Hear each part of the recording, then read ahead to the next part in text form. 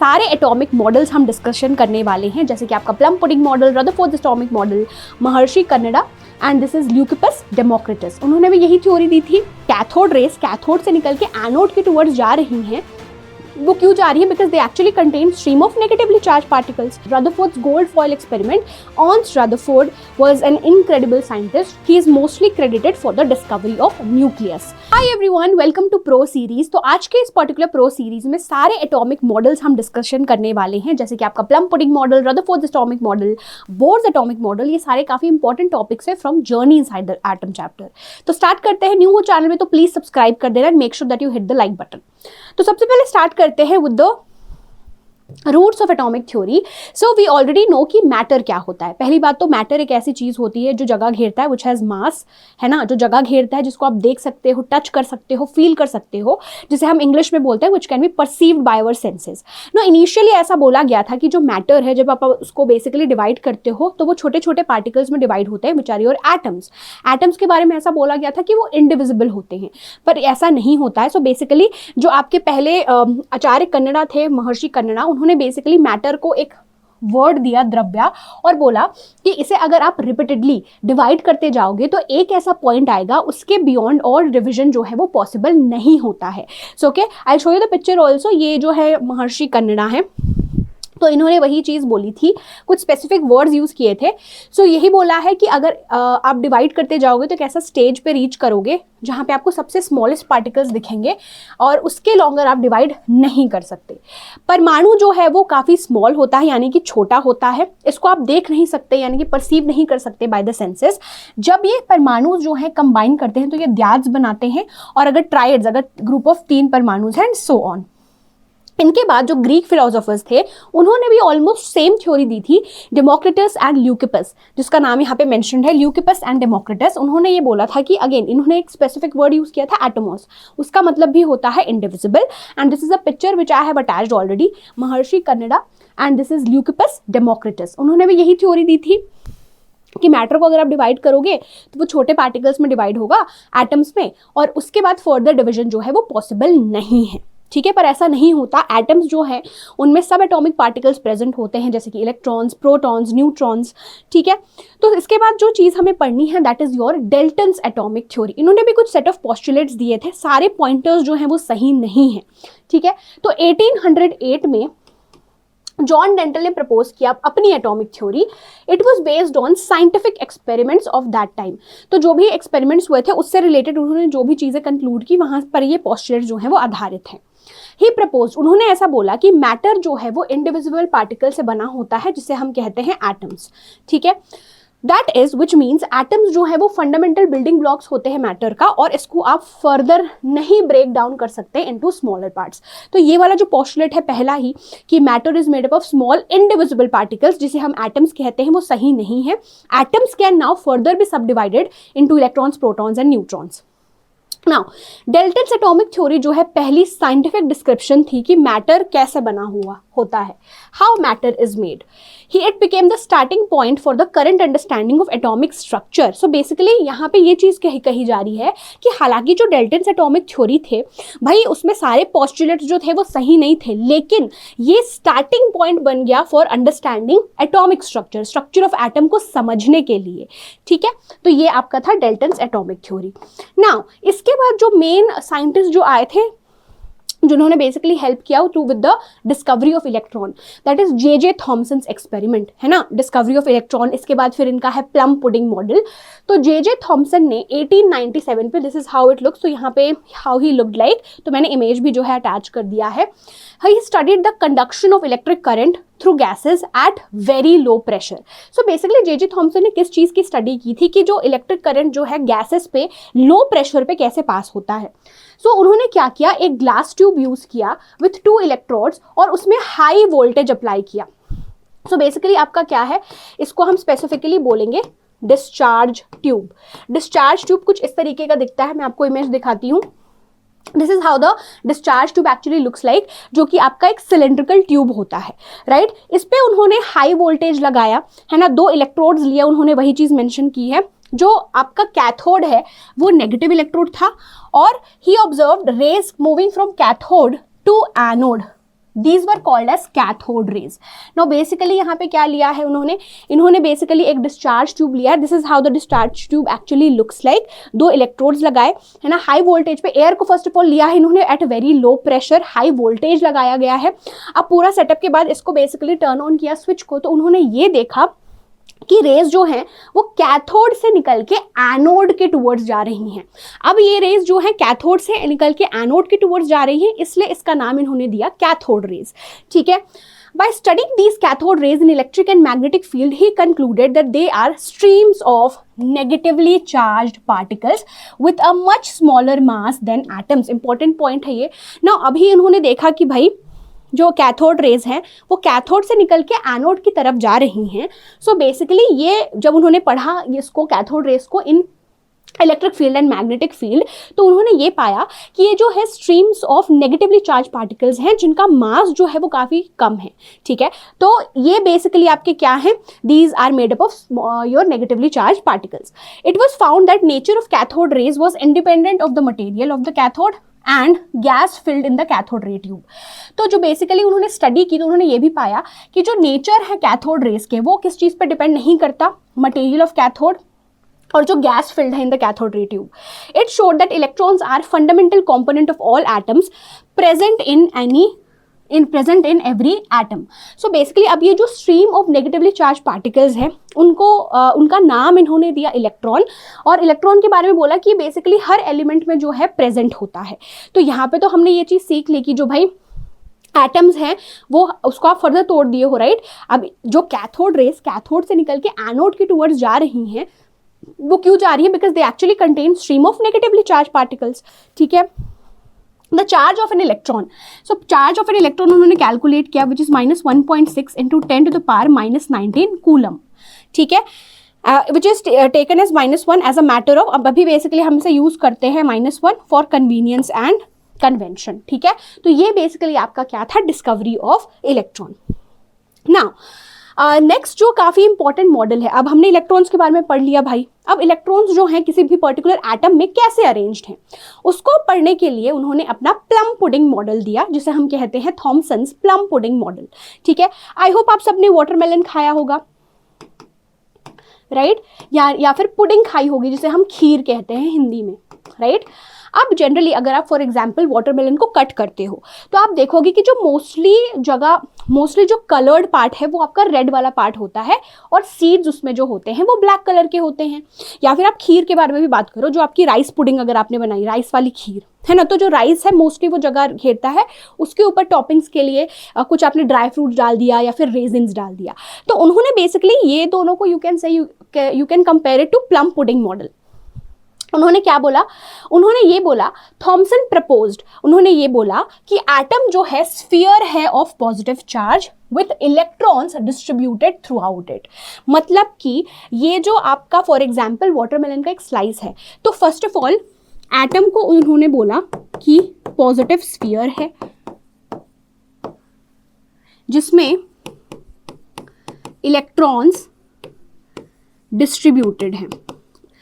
इसका मतलब कि जो ये पूरा रेड वाला पार्ट है ये आपका पॉजिटिवली चार्ज स्फीयर है अगर मैं वाटरमेलन में कंपेयर करूं, और ये जो सीड्स हैं वो इलेक्ट्रॉन्स हैं.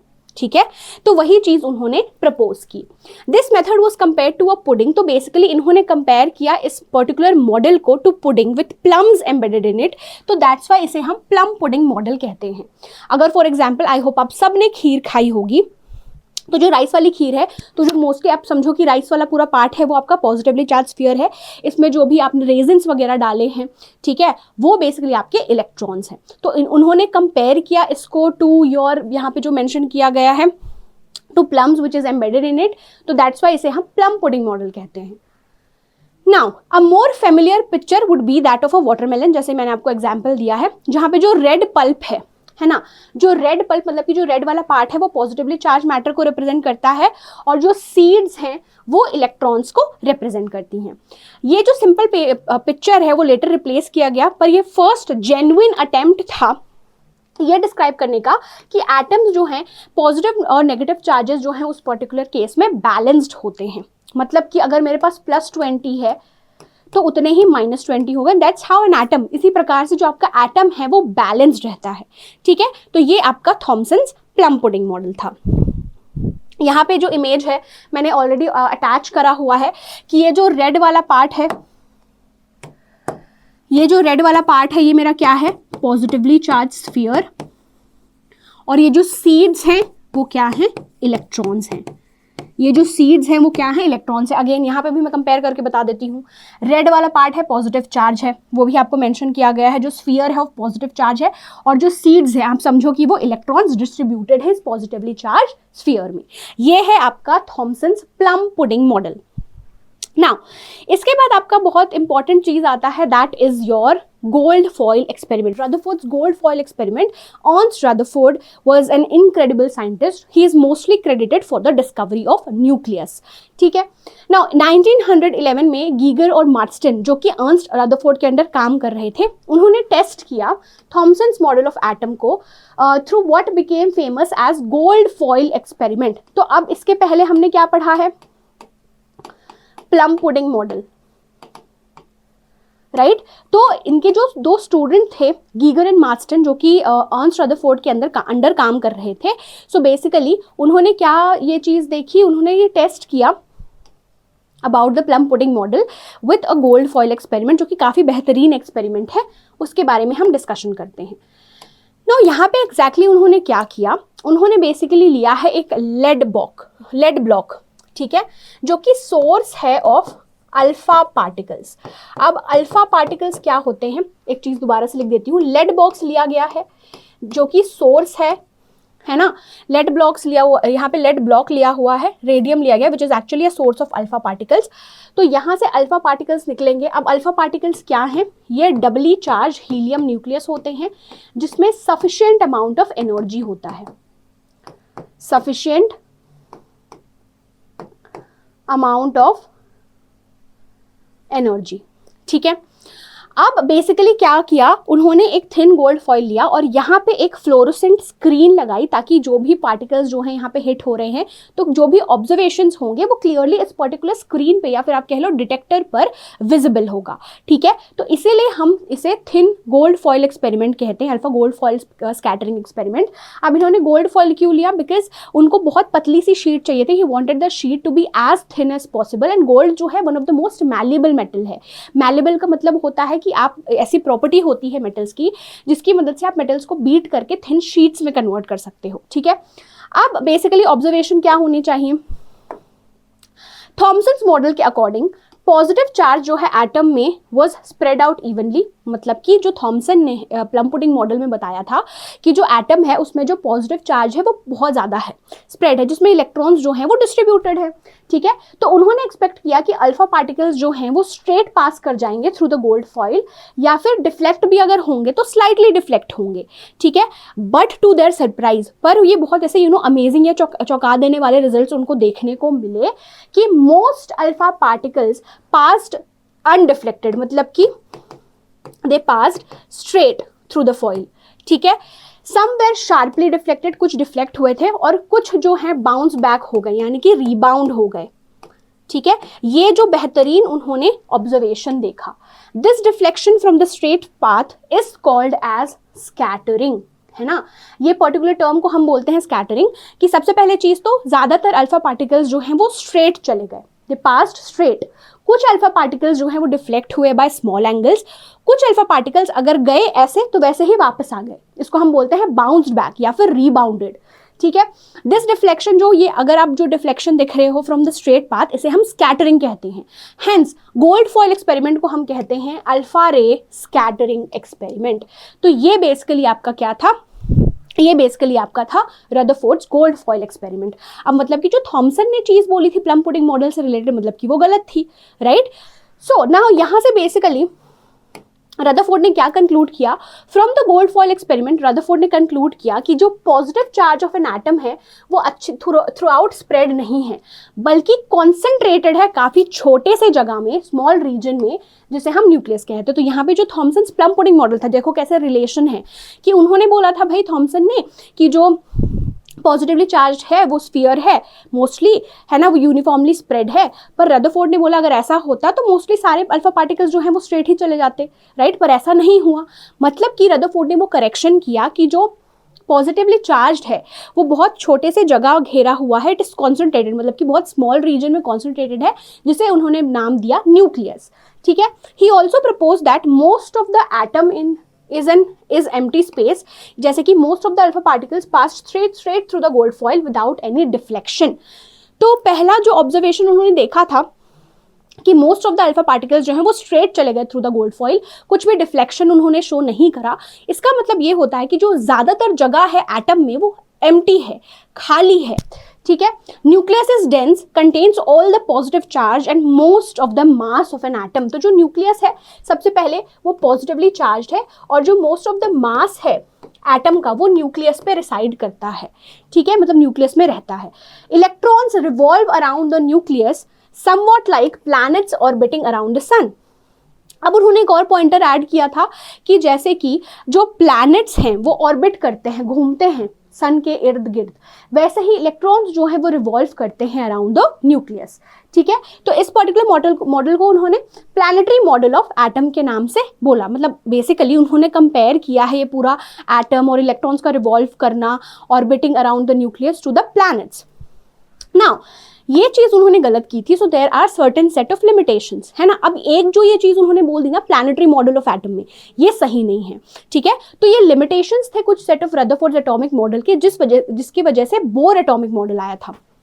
Now a particle moving in a circular path, अगर कोई भी पार्टिकल सर्कुलर पाथ यानी कि गोल गोल घूम रही है तो वो अपना डायरेक्शन चेंज करेगी, which means it is accelerating. आपने फिजिक्स में भी पढ़ा होगा। नाउ अभी जस्ट हमने पढ़ा कि इलेक्ट्रॉन्स जो है वो घूम रहा है ना, मतलब पहली बात तो वो चार्ज पार्टिकल है, अगर वो घूम रहा है, if it is moving in a circular path, और अब भाई वो गोल गोल घूम रहा है ऐसे, तो वो कंटिन्यूअसली अपना क्या चेंज करेगा, अपना डायरेक्शन चेंज करेगा, मतलब कि हम बोल सकते हैं कि वो एक्सेलरेशन में है। ठीक है, अगर नेगेटिवली चार्ज इलेक्ट्रॉन जो है keeps circulating around the nucleus, it would lose energy, या आप कह लो रेडिएट्स एनर्जी। सो बेसिकली अगर नेगेटिवली चार्ज जो इलेक्ट्रॉन है घूम रहा है न्यूक्लियस में तो एनर्जी लूज करेगा, एनर्जी रेडिएट करेगा। अब losing energy would make it spiral inward and eventually fall into the positively charge nucleus. अब ऐसा हो रहा है कि अगर वो एनर्जी लूज कर रहा है, अब ऐसा होता है ना कि फॉर एग्जाम्पल आप दौड़ रहे हो बहुत टाइम से, एक ऐसा टाइम आएगा कि आप थक के ऐसे खड़े हो जाओगे एक टाइम पे, है ना। सो बेसिकली अगर इलेक्ट्रॉन मूव कर रहा है, एनर्जी रेडिएट कर रहा है या एनर्जी लूज कर रहा है, एक ऐसा टाइम आएगा कि इलेक्ट्रॉन का सारा एनर्जी खत्म हो गया। अब ऐसा क्या होगा, फिर वो न्यूक्लियस में जाके गिर जाएगा। पर क्या ऐसा पॉसिबल है? ऐसा तो पॉसिबल नहीं है, तो पूरा आपका एटम ही कोलैप्स हो जाएगा, खत्म हो जाएगा, है ना। So if that really happened, अगर ऐसा होता है, वही चीज मैंने बोली कि एटम्स जो है वो कोलैप्स हो जाएंगे, खत्म हो जाएंगे, right, and it would not exist. और हम फिर एटम्स के बारे में पढ़ ही नहीं रहे होते, हम तो बोलते कि भाई एटम्स तो फिर एग्जिस्ट ही नहीं करते अगर ऐसा होता तो, है ना। बट इन रियलिटी एटम्स जो हैं वो स्टेबल होते हैं। That is why matter around us stays intact, which means Rutherford's model was not completely correct। तो इस पॉइंट से हमें ये पता चलता है कि फिर रदरफोर्ड ने जो कंपेयर किया था प्लैनेटरी मॉडल ऑफ एटम से, वो पॉइंटर जो है वो सही नहीं है। मतलब कि रदरफोर्ड मॉडल जो है वो पूरा सही नहीं है। अब ये पूरा सही नहीं है तो फिर सही क्या है? तो फिर इलेक्ट्रॉन्स कैसे रिवॉल्व करते हैं? इसका आंसर दिया है बोर एटॉमिक मॉडल में। ठीक है, तो वो चीज़ हम डिस्कशन करते हैं। सो बेसिकली जो आपका बोर एटॉमिक मॉडल है ना, the scientist name was Niels Bohr. ठीक है, अकॉर्डिंग टू बोर जो इलेक्ट्रॉन्स हैं वो रैंडमली मूव नहीं करते अराउंड न्यूक्लियस, पर फिक्स सर्कुलर पाथ्स में मूव करते हैं, जिसे हम स्टेशनरी स्टेट्स या फिर ऑर्बिट्स या फिर शेल्स कहते हैं। सो बेसिकली जब इलेक्ट्रॉन्स रिवॉल्व करते हैं अराउंड द न्यूक्लियस तो वो बेसिकली फिक्स्ड एनर्जी लेवल्स में रिवॉल्व करते हैं, जिसे आप स्टेशनरी स्टेट्स, ऑर्बिट्स या शेल्स कह सकते हो।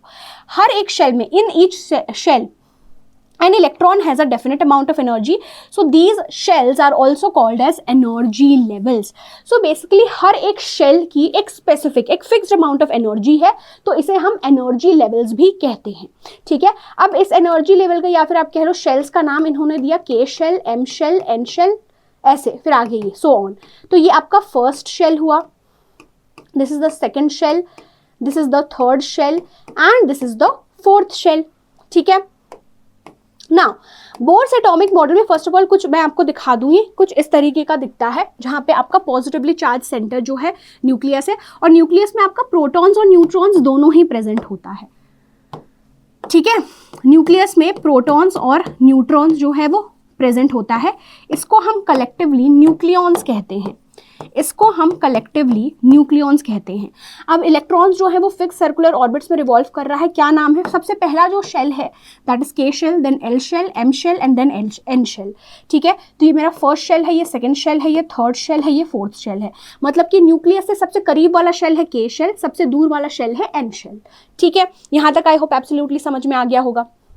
नाउ वही चीज लिखी है कि इस शेल्स को रिप्रेजेंट किया गया बाय लेटर्स KLMN और by numbers 1 2 3 4 while moving in a fix shell. अब ये जो इलेक्ट्रॉन्स है इस फिक्स शेल में जब मूव करते हैं तो वो इलेक्ट्रॉन जो है एनर्जी लूज नहीं करते, एनर्जी रेडिएट नहीं करते हैं।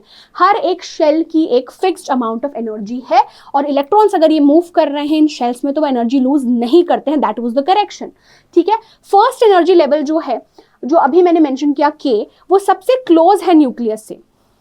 एनर्जी ऑफ दीज लेवल्स, अब इन लेवल्स की एनर्जी इंक्रीज होती है जब आप न्यूक्लियस से दूर जाते हो।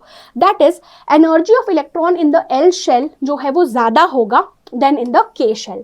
मतलब कि जैसे जैसे न्यूक्लियस से जो शेल दूर जाते जाएगा, मतलब उसकी एनर्जी जो है वो ज्यादा होगी। तो अगर मैं कंपेयर करूंगी के शेल जो कि फर्स्ट शेल है, एल शेल जो है सेकेंड शेल है, तो एल शेल की एनर्जी ज्यादा होगी। The farther away a shell is more from the nucleus higher is its energy, जो मैंने मेंशन किया। एन इलेक्ट्रॉन, एक इलेक्ट्रॉन जो है वो मूव कर सकता है दूसरे शेल में, या तो वो एब्जॉर्ब करेगा एनर्जी या तो रिलीज करेगा energy, which is equal to difference between the energies of two levels, ठीक है। अब इलेक्ट्रॉन जो है वो दूसरे शेल में डेफिनेटली मूव कर सकता है, इधर बाय एब्जॉर्बिंग एनर्जी या फिर releasing energy, which is always equal to difference between two energy levels E1 E2, ठीक है। ये आपका बोर एटॉमिक मॉडल था। अब बोर एटॉमिक मॉडल में एक और पॉइंटर जो कि काफ़ी इंपॉर्टेंट है कि एक फिक्स नंबर ऑफ इलेक्ट्रॉन्स जो है आप फिल कर सकते हो, जिसे हम 2n² रूल से डिफाइन करते हैं। अब n क्या है यहाँ पे? n जो है that is sequence of shell. मतलब कि अगर मुझे फाइंड आउट करना है कि के शेल में कितने इलेक्ट्रॉन्स हैं, n की वैल्यू 1 पुट करूंगी क्योंकि के शेल फर्स्ट शेल है, तो 2 इंटू n का मतलब वही है ना, sequence of shell, 2 into 1² which means 2 electrons आएंगे। एल शेल के लिए 2 इंटू 2 का स्क्वायर क्योंकि ये सेकेंड शेल है, तो मतलब कि 8 इलेक्ट्रॉन। फिर एम शेल के लिए 2 into 3 square which means 18 electrons and so on. तो ये बेसिकली आपका क्या था? बोर्स एटॉमिक मॉडल, ठीक है।